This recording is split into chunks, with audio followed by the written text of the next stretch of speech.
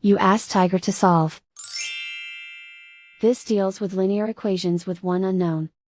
The final result is x equals 16. Let's solve it step by step. Simplify the expression. Find the greatest common factor of the numerator and denominator. Factor out and cancel the greatest common factor. Swap sides. Isolate the x. Multiply both sides by 12.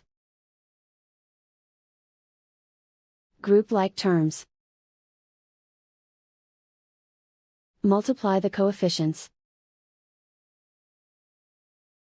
Simplify the fraction.